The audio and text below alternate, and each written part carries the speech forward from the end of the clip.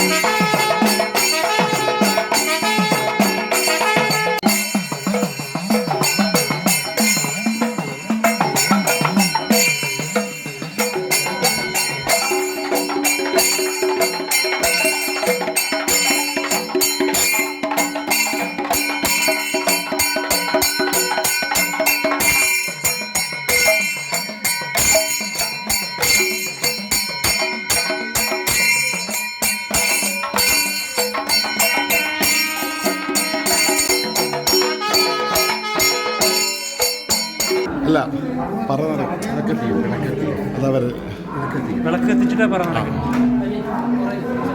അല്ല അപ്പോൾ ഈ ചേച്ചിയുടെ എന്താ റോളത്? അല്ല വിളക്ക് കൊളുത്തുന്നത് അല്ല വിളക്ക് വാ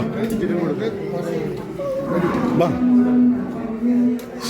വാ ആ ഭഗവാന്റെ കേശാദിപാദം തൊഴുന്നേ കേശവ കേശാദിപാദം തൊഴുന്നേ കേശാദിപാദം തൊഴുന്നേ കേശവ കേശാദിപാദം തൊഴുന്നേ പീലിച്ചിരുളുമുടി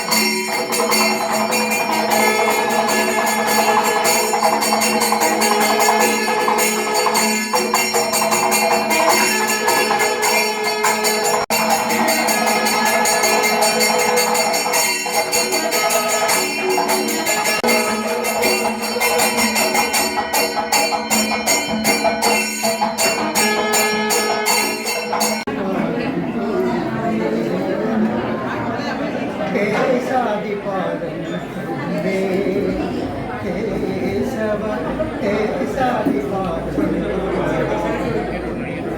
പീലിച്ചെറുൾമുടി നീലത്തിരൂകുട ഭാരത്തൊടുങ്ങൊരു താഴ്തൊഴും കേശാദിപാദം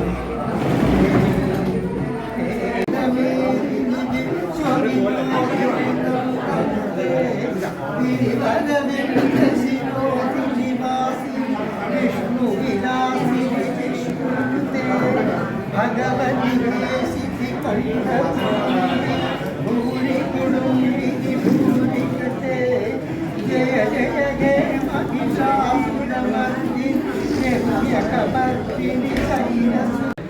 ഈ തിരുനടയിൽ നടക്കുന്ന ഈ ഭാഗവത സത്രത്തിന്റെ എല്ലാവിധ സഹകരണത്തിനും ഓരോരുത്തരോടും അപേക്ഷിച്ചുകൊണ്ട് ഞാൻ എൻ്റെ വാക്കുകൾ ഉപസംഹരിക്കുന്നു. നമസ്കാരം.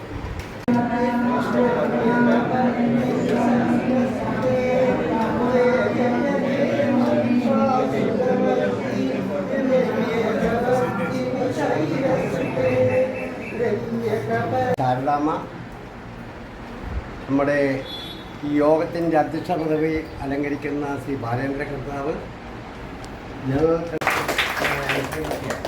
ശ്രീമദ് ഭാഗവതം എന്നാൽ ഓരോ മനുഷ്യൻ്റെയും ശ്രീ ഗുരുവായൂരപ്പൻ്റെ പ്രത്യക്ഷ രീതിയാണ് ശ്രീമദ് ഭാഗവതം. ഒരു സംശയം അത് മനസ്സിലാക്കി നമ്മുടെ നാട്ടിലെ ആൾക്കാർ ഇതിൻ്റെ പ്രവർത്തനങ്ങൾ സജീവമാകുക എന്നുള്ളതാണ് നമ്മളെ സംബന്ധിച്ചിടത്തോളം ഏറ്റവും പ്രധാനം. അതിന് മുൻപന്തിയിൽ നിൽക്കേണ്ട നമ്മുടെ സഹോദരിമാരാണ്.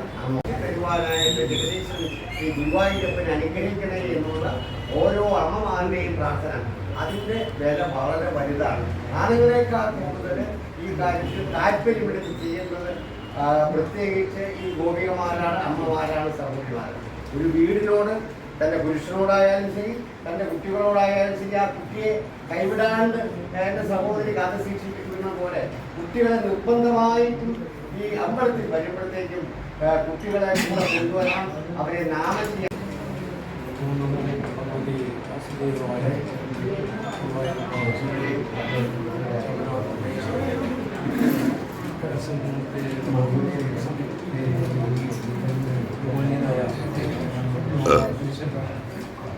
നമ്മുടെ ഭാഗവത സത്രത്തിൻ്റെ ഓഫീസിൻ്റെ ഉദ്ഘാടനം ചെയ്ത അതുപോലെ സത്ര സമിതിയുടെ സെക്രട്ടറി